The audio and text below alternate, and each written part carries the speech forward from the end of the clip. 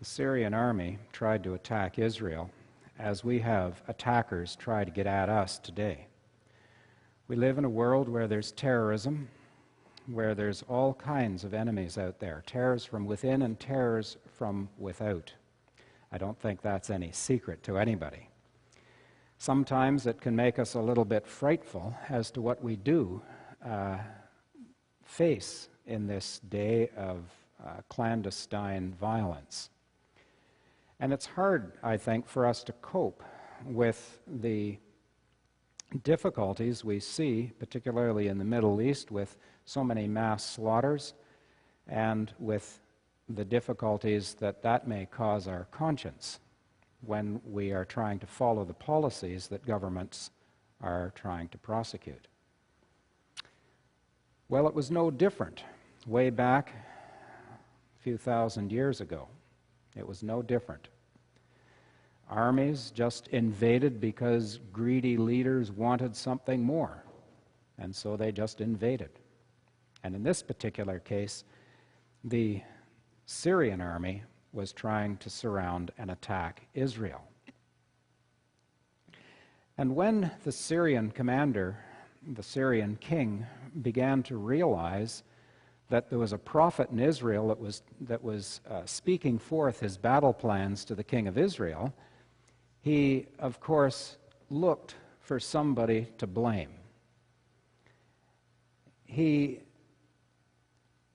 Every time he seemed to surround the king of Israel, his plans were foiled. So he searched out amongst his own people, like, what is going on? There must be a traitor here. There must be someone who is giving away my battle plans to the enemy. And sometimes I think we can feel exactly that way in our own lives. We can feel that we're trying to get somewhere, and then, of course, everything just goes wrong again and again and again. And we wonder, oh Lord, what's going on? I mean, we've done the best we can, and things are not working out. So what's going on? There's an enemy somewhere in the ranks. Well, the king of Syria sought an enemy, and he couldn't find one. His troops were basically loyal. But one of his servants said, well, look, there's a man of God on the other side, over in Israel. His name is Elisha. And he's the one who has the mind of God. He's the one who has the same mind that we have right now, so that if we start asking questions, God will give us answers. And Elisha was very accurate with his answers. So we have access to the same God that Elisha has. We have access to the same God. And that same God will give us answers to the dilemmas that we find ourselves in personally today and throughout our families and friends and the situations and circumstances that we find ourselves in. But we do have to ask, because sometimes we do feel surrounded by enemies.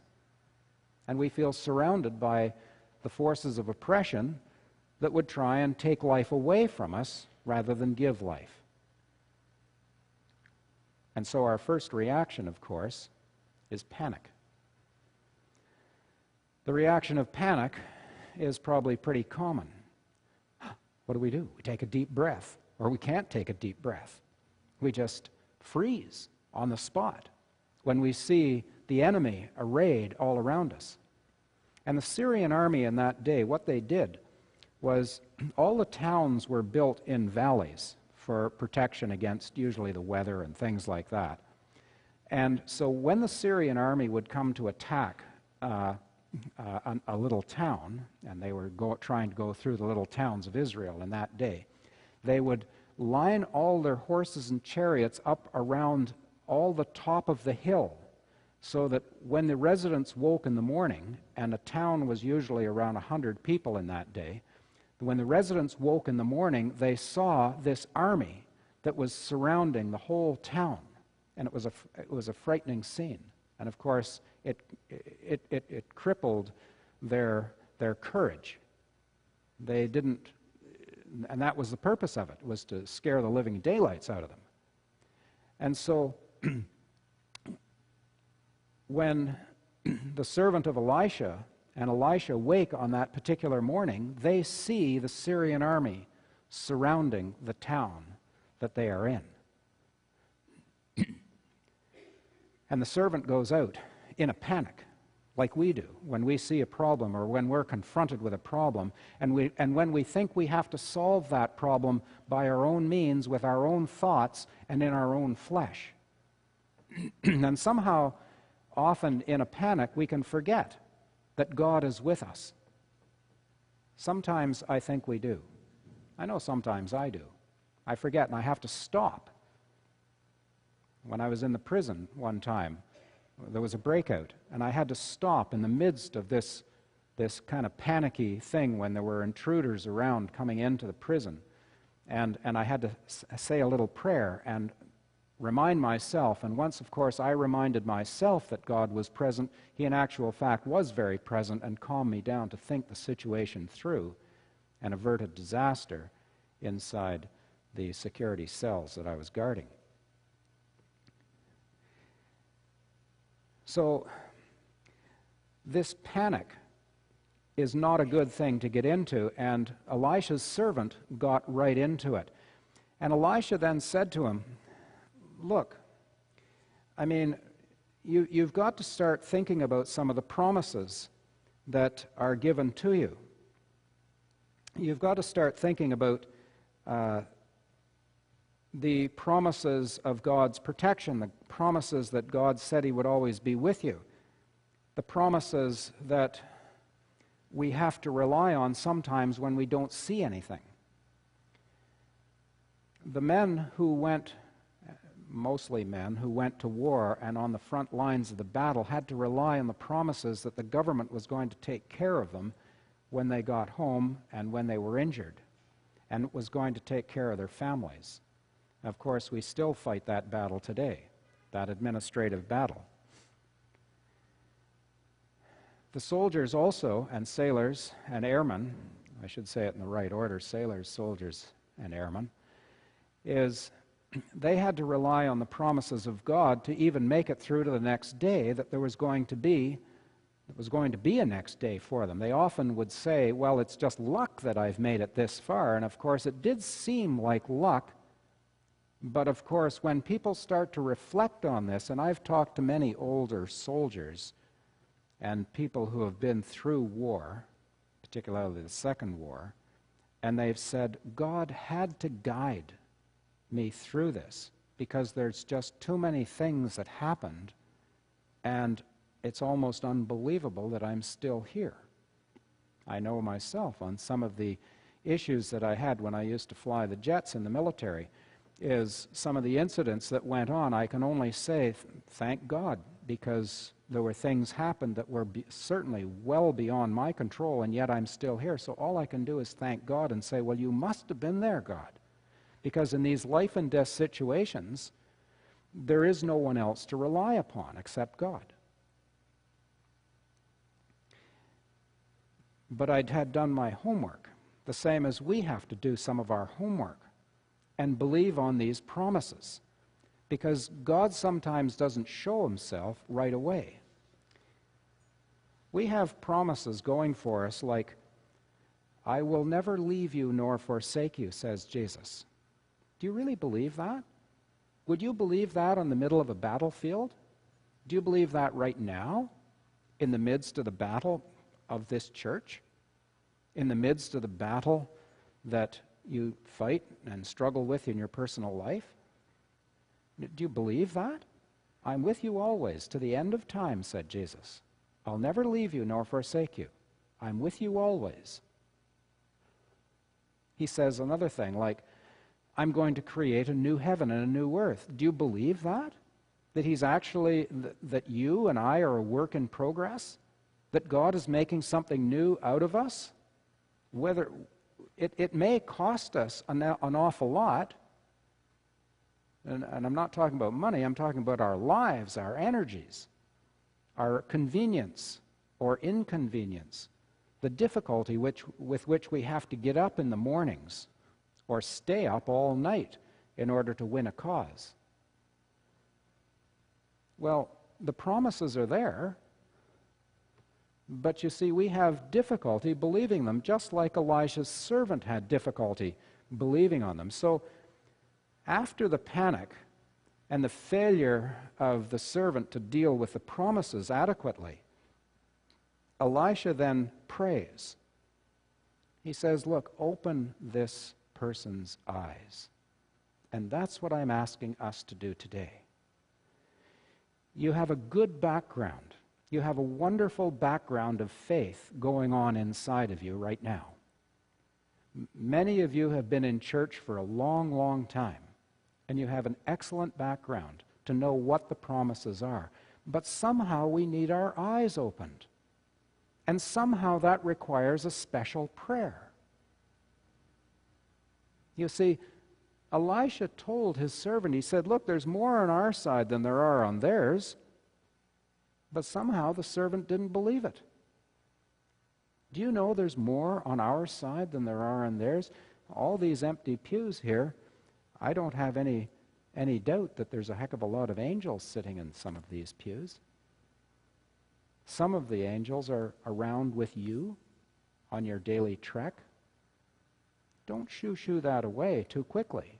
I'll speak another day on how angels follow us around and help us because they're ministering spirits, as the book of Hebrews points out.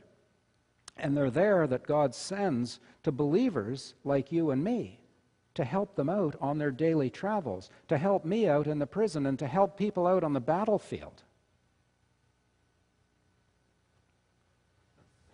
And so Elisha prays. He prays. He says, well, look, open the eyes of this person. And of course, as soon as his eyes are opened, he begins to see the horsemen and chariots of Elisha, the horsemen and chariots that God has sent to assist Elisha in his duties and what he's supposed to carry out in this world.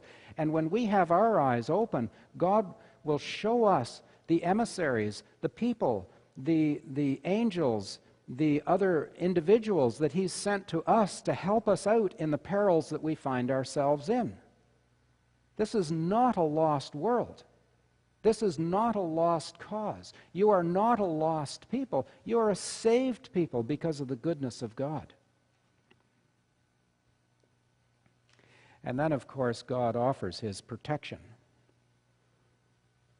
And once we see that protection, we begin to understand, yes, God really is with us. Let me read to you a passage that was a type of thing that was widely reported particularly in World War I. But whenever there's extreme situations, you can find things like this happening. And this is a battlefield episode that happened during World War I.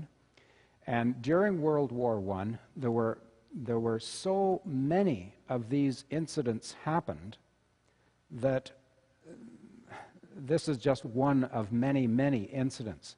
But I think it's helpful for you to hear what has been recorded so that you actually hear the documented evidence of somebody who was there, who saw the horsemen and chariots of God come and help a situation for people who are trying to fight for the right thing.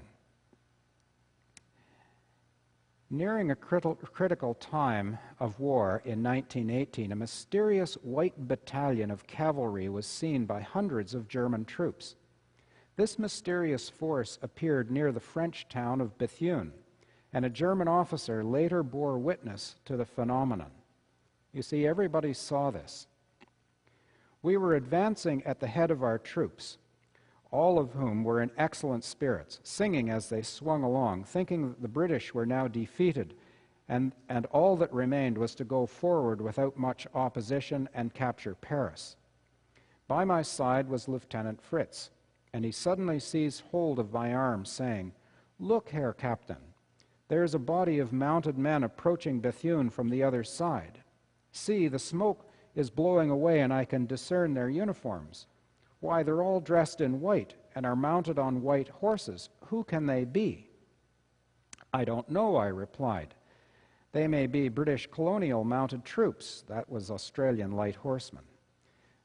Lieutenant Fritz replied, "I know of no British colonial mounted troops with white uniforms and white chargers, but anyway, they'll be blown to pieces now that our heavy artillery are opening fire on them." We halted instinctively, the Prussian captain continued, and stood watching those white uniform-clad cavalrymen advancing quietly through the smoke, their figures clearly outlined in the sun against the smoke of the burning town. We saw the shells breaking amidst their ranks with shattering crashes which shook the ground. This barrage was followed by intense machine gun fire which raked the advancing men until it seemed impossible for anyone to survive. But the white cavalry came forward at a slow trot, and not a man or a horse fell. And in front of them rode their leader, a fine figure of a man. By his side was a great sword similar to those used by the Crusaders. Then a terror seized me, and I found myself fleeing from that awe-inspiring body of white cavalry. Around me were the masses of my men, formerly an army, but now a rabble, broken and afraid, all fleeing from them, but more especially from that wonderful leader on his great white charger. That's a real incident too, just as the passage that I read to you from the Bible is a real incident also. God offers his protection, and he lets you see it from time to time. In the book of Revelation, John saw the 6 horsemen of the apocalypse. Daniel saw the angel Gabriel. Elizabeth, she saw the angel Gabriel, and so did Mother Mary, the mother of Jesus. She saw and talked with the angel Gabriel. These heavenly bodies are around us to help us. We need not be afraid of the battle. Panic has no place when God is present. He makes a promise, and he says, "Believe what I'm telling you." A prayer often opens our eyes, and God's protection ensues as soon as we begin to see the reality of the situation from God's point of view. And then what happens? The Syrian troops, they come down to Elisha, and Elisha prays again, and he says, "Blind them all and lead them," and he leads them all to the wrong place. He leads them into captivity of the king of Israel. And as soon as they are led into captivity, then he says, "Let them see things properly." And of course, the blindness comes away from their eyes, and they see that they have all been captured by the king of Israel. And the king of Israel then asks Elisha, "Should I slaughter them all? Should I finish them off?" And Elisha says, "Well, no, you shouldn't, because it was not your bow and your spear that actually captured them. It was God." And what does Elisha recommend for his enemies? Feed them. Love your enemies. Do good to them. Try to help them out. And when the king of Israel did, the enemies went away, never to be seen again. They never came back because kindness was shown to them. You see, love and kindness wins all in some way or another. Strife accomplishes nothing. And as a person who's spent 20 years in the military, I certainly know that. And I'll tell you, the most peaceable people are your generals, because they understand and know the consequences of war. Nobody wins when there's a battle, when there's a great big conflagration. It doesn't happen.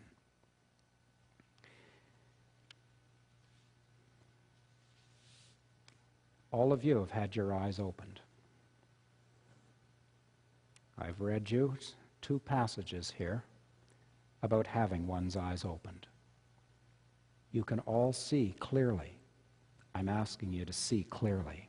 I'm asking you not to panic, to rely on the promises, to continue to say your prayers, and you will see and experience the protection and the love of God through his Son, Jesus Christ.